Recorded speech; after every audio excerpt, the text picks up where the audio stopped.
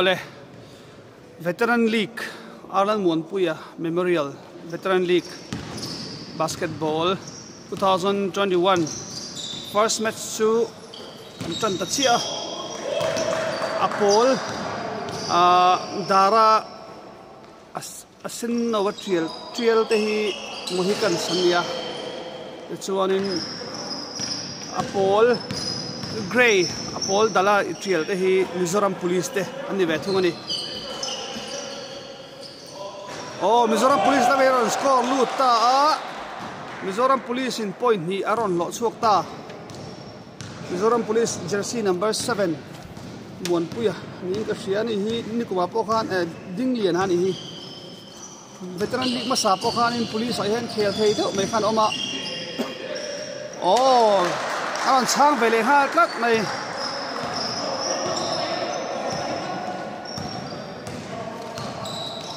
Mohican jersey number 11 Marwa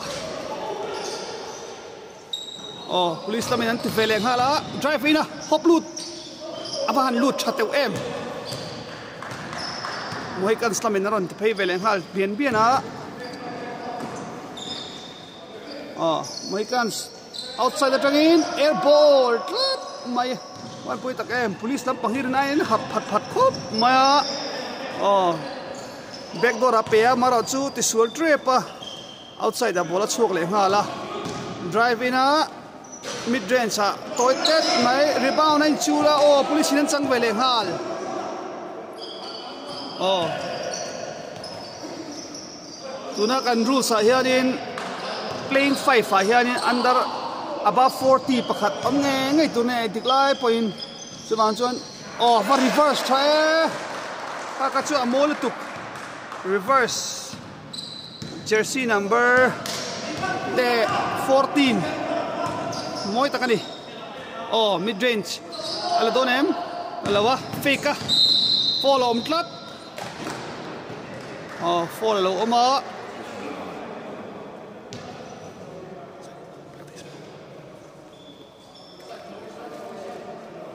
police lampang inbound na Mohican san lo follow oh fa pass to aim olutu kachu oh luleta jersey number 7 ramding liana Mizoram Police tan point ni aron lo chok vele ta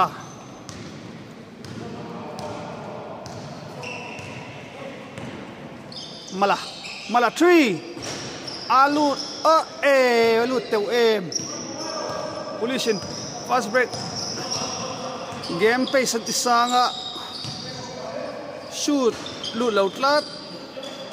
point din huni 4 all ani 4-4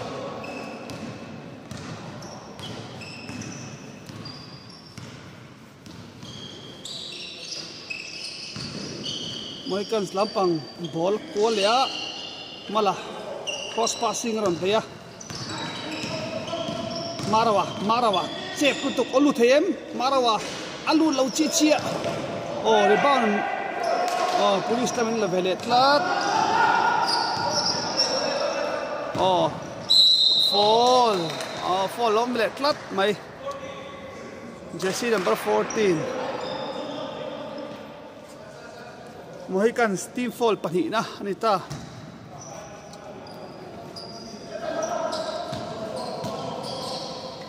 police lampang oh drive in leta rodinga oh mara chu athepa peta olut hlo mai le ka chu ana lutuk players te hi an me kan la sial lo ma lai khel ho te le lo tui tu lai players ho kan sial lo ang do khan tu lai players ang ni kan la khelo do lek an ming karon sei chat thelo ri pon min lo khathiam bula tournament te kal chawanga an ming le an jersey number kan ba ha chawra chonin sei chat thei tu ra ngai tai la thome oh substitution siama jersey number 15 na chuaka jersey number 6 sabito haron lutoni mala ani hi oh mala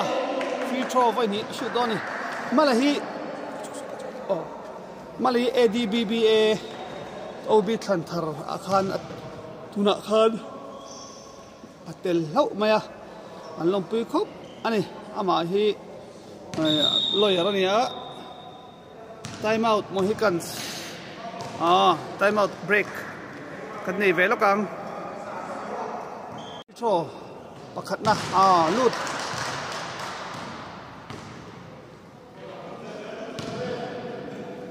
free throw pani na lut ve ve ke khan point in mun hi 6 all ani Mizoram Police lampang nor vele ngala mid range jumper alut teulutok pushing oman han tideu naknaka maro chu husil arilava mala alut teulutok an uinga man outward mai roding liana alu lo chichia aron recover thave ka chu aron recover thole mai ka chu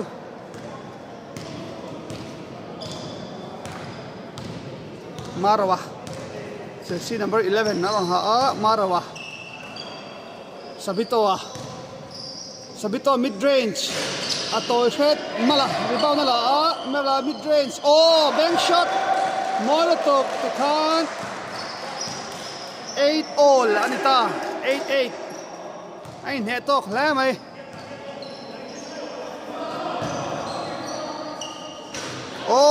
Roding liana hi alu thei kop mai Roding liana point u vekalani Roding liana kan zoom sin lokang pila rem huna mala 3 shoot thei here follow ama jersey number 15 police zone sanga Sabito Katsu thau pala ni zone sanga N1 tlat Katsu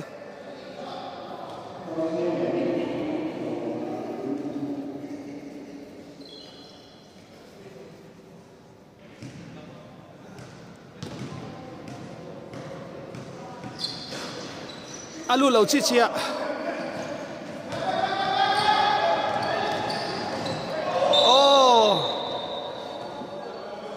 backcourt violation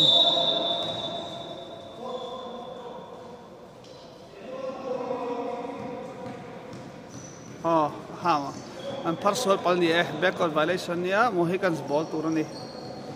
Mohicans lam substitution siama ADBBA lampang froi tu nom jersey number 9 aron luta ima Nunuela hanya ima aron chu bian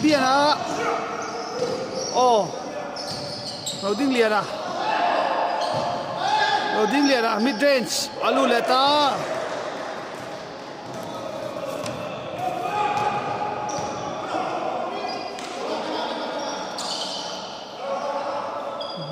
mala point in Munhi Police 14 Mohicans 2001 8 ani Marawa mid range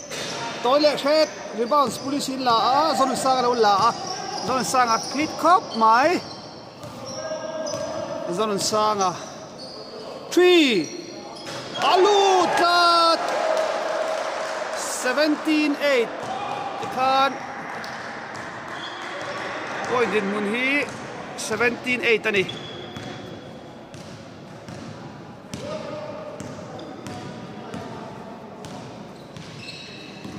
Mohicans lampang thang deu nek angai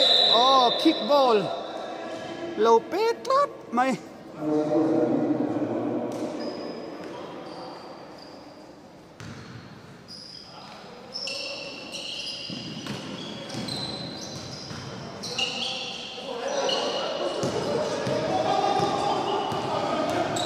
mid range lele don em police la pahi mid range san thathin jo mai aron easy le mai ka cha Mizoram Police lampang jersey number 9 hi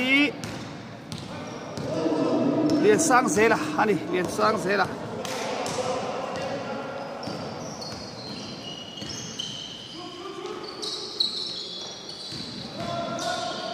mid range on la vele Sabito non lose vele tlat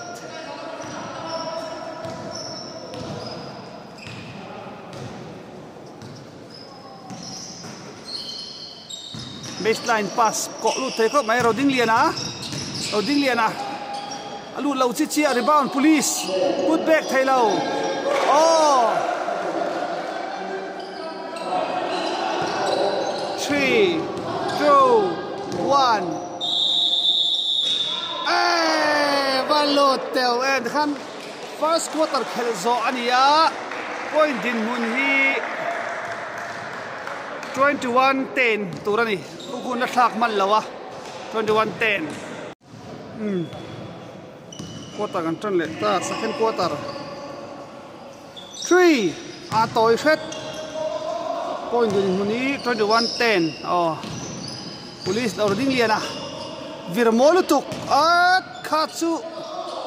alu lo mai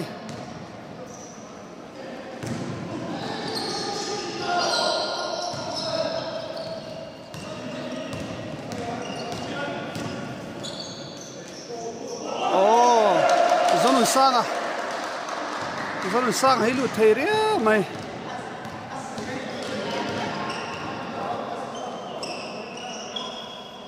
mala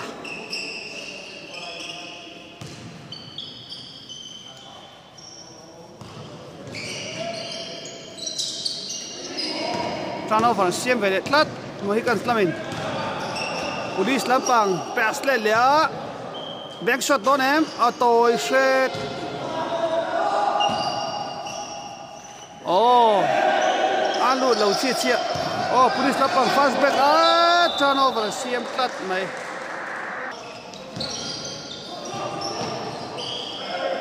tight rem ve sabito lu lawa oh ela put back oh ela ima Manuela ima sar ima and put back more khop mai sang zela ram ding liana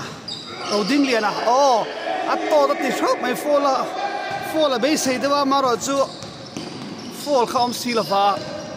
oh alayap toy shet marawa fall and one mala te wang na at sak chho thei ko mai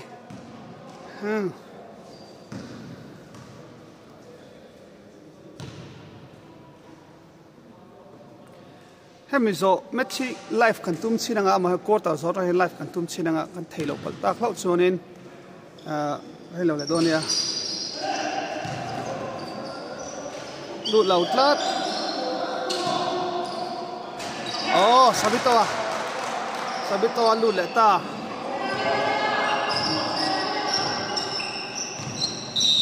folom tlat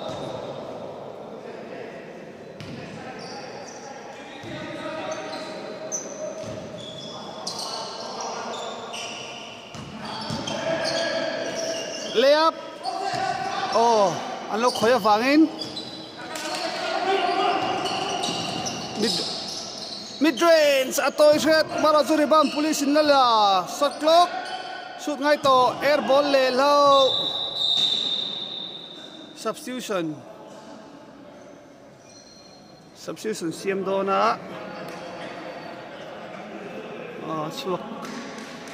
suak ta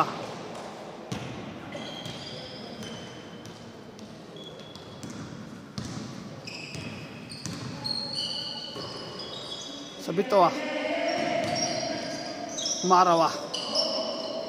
marawa thi shoot dei donem tin man tilawa oho still saklat Andrew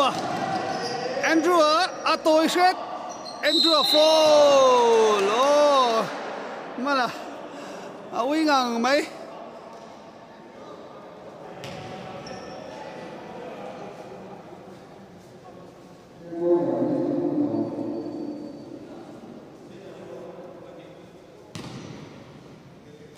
score din mun hi Mizoram Police 25 Mohicans 2001 somle paruk 25-16 ni nga som paruk ani tuna khanin andron free throw pakhat na alu lawa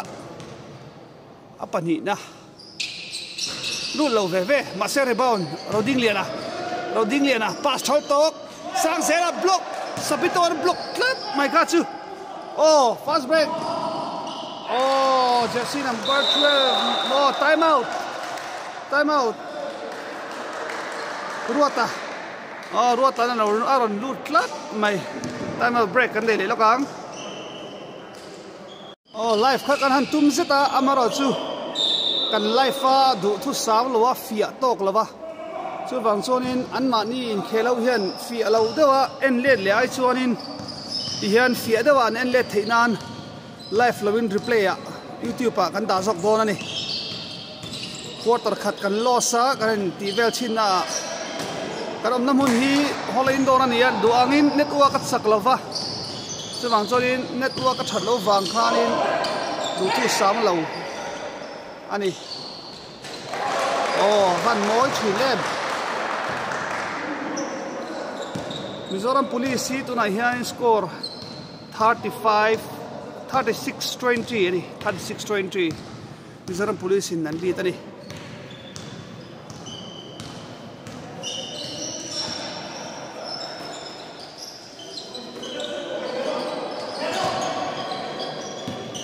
Visual trap malah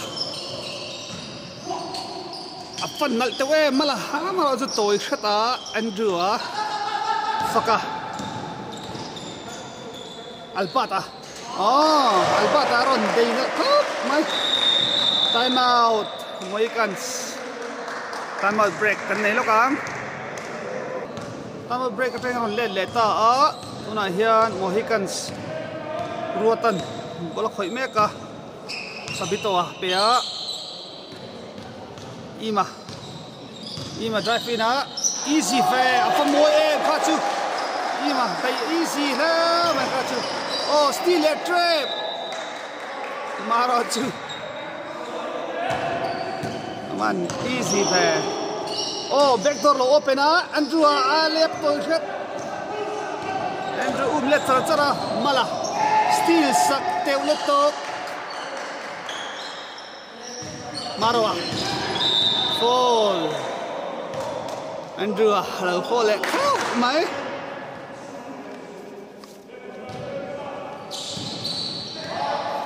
Andrew kati Albata kan sui suwa nok mai lam le.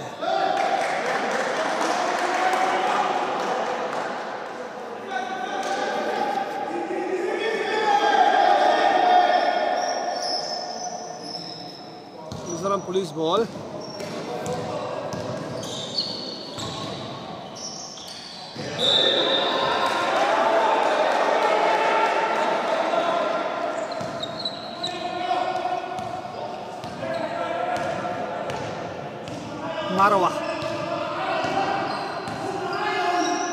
Marwa free pass by to hello mala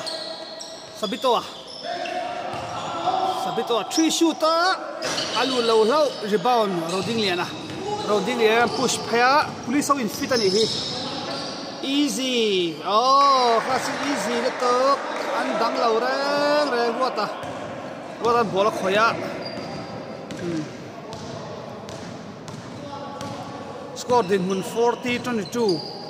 Mizoram Police 40.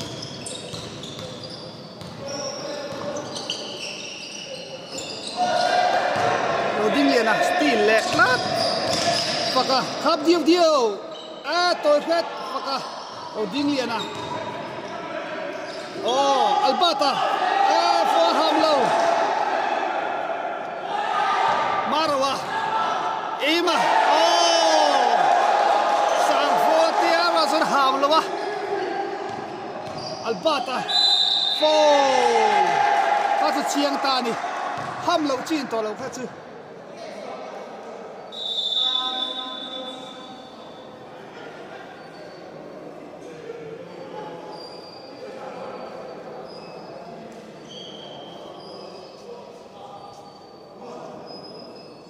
substitution siama tuna hian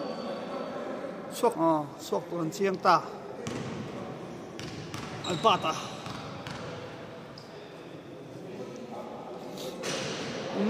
pakhat na lute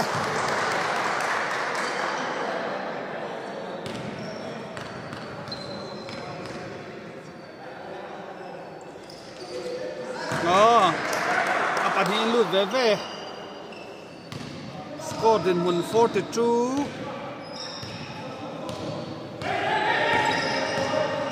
Marawa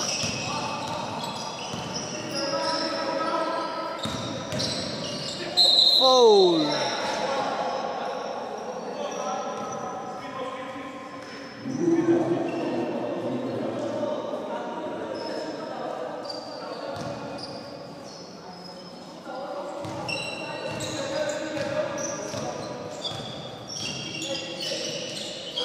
Atoi shred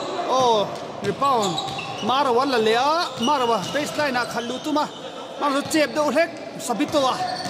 Sabito khallu ta fall Tomia lo fall tlat mai Tomia lo ne kani baseline da Tomia lo fall tlat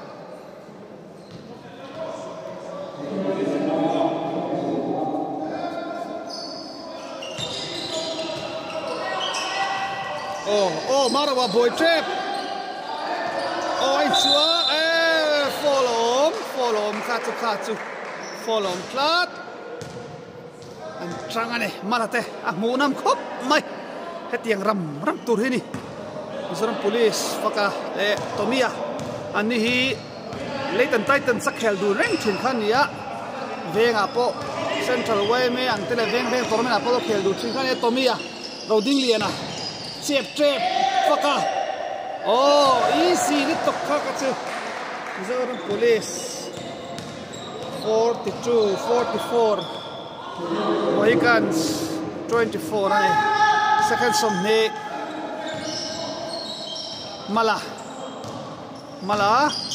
Chila Dorem Chila at Nafet 7 Sabitoa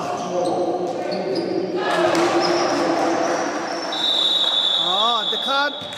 third quarter khel zo anita score din mun hi han en version shibanga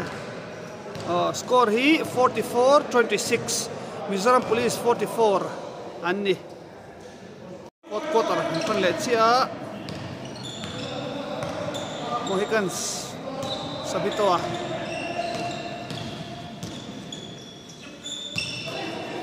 Ima Sabitoa Toy Shed Marachu out mana ni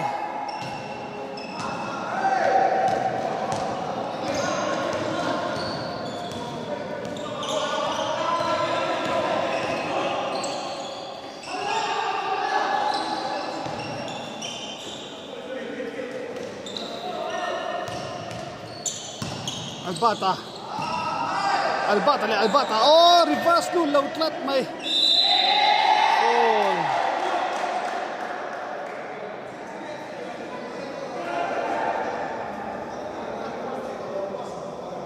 follow plat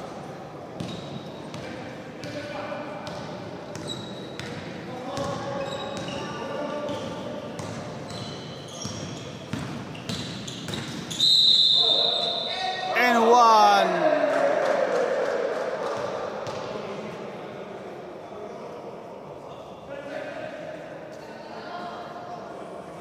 and one lautlat side antini and feet and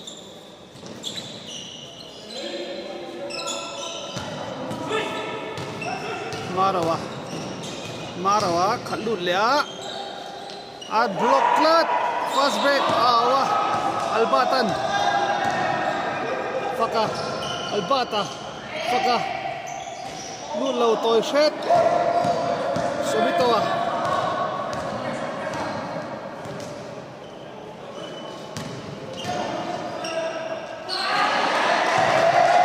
faka 3-on-1 2-on-1 Anna shed Sabitoa rebound la day 3-on-1 3-on-2 an lut thelo di pet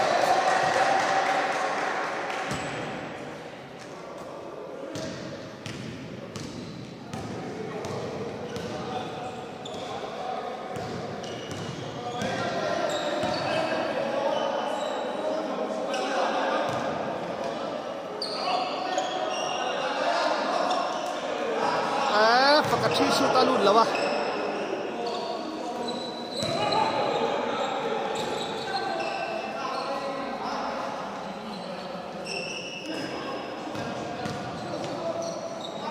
sabito Marawa 3 atoy iman low recover lawa atoy le khet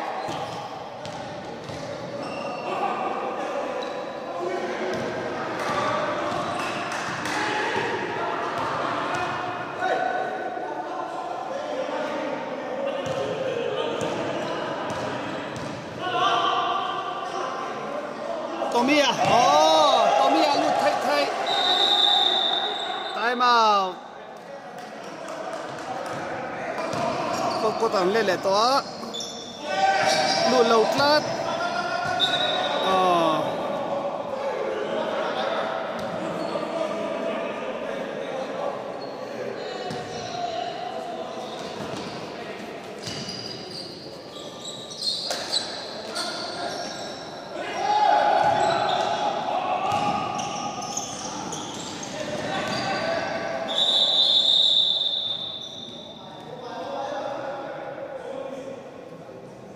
thì na mi liêm mi phát bụi về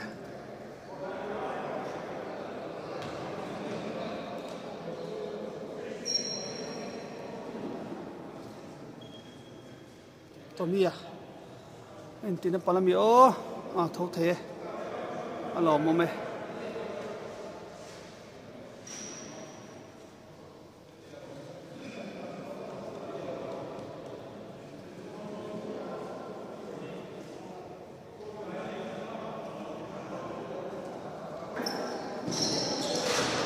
đầu lát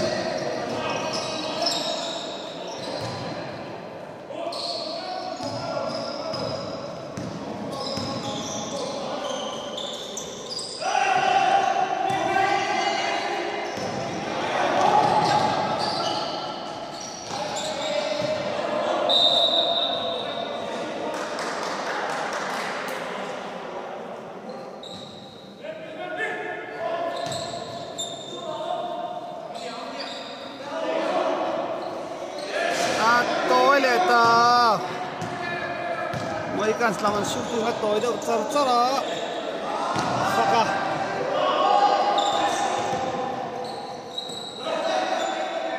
mid range lo 3 points on lút lâu lâu anh chỉ là biên muốn đâu một tục mấy can làm chẳng lát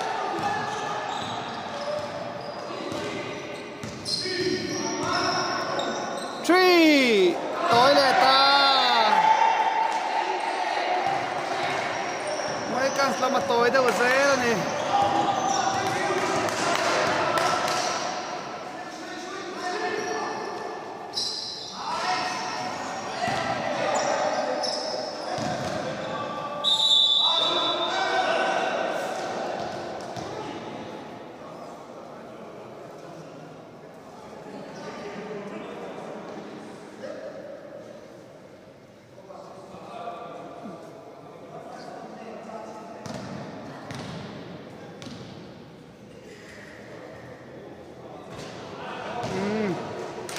được thấy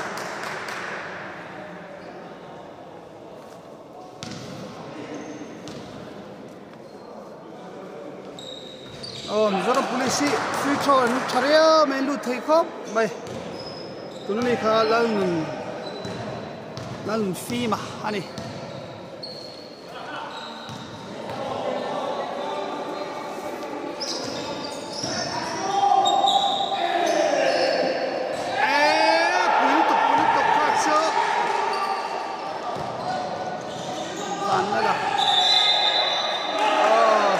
anh ta chưa aham có hoa pen lẽ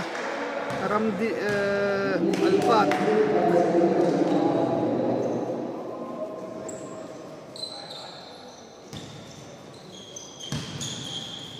le hala anh ha hai chak chak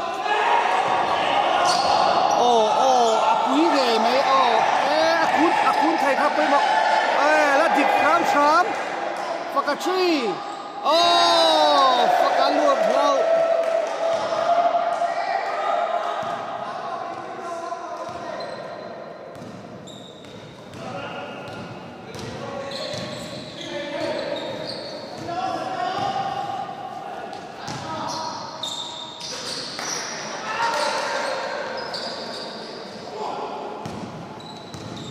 Faka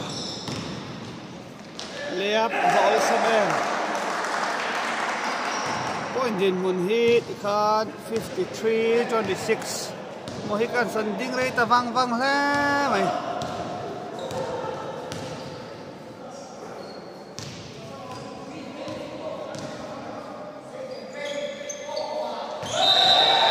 traveling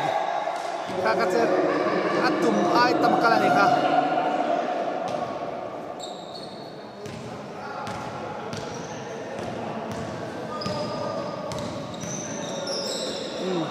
sarkot bay o afat em khatsu mun ba se de pa la arwa o Mohicans ball time out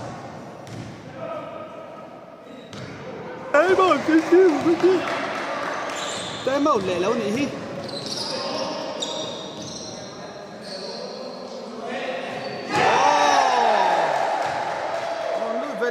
Mizoram Police jersey number 10 Nunfima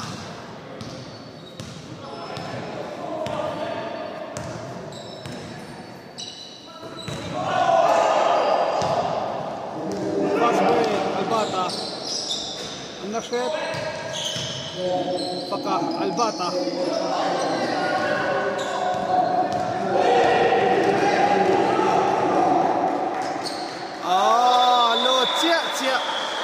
Ikhan kai khel zauta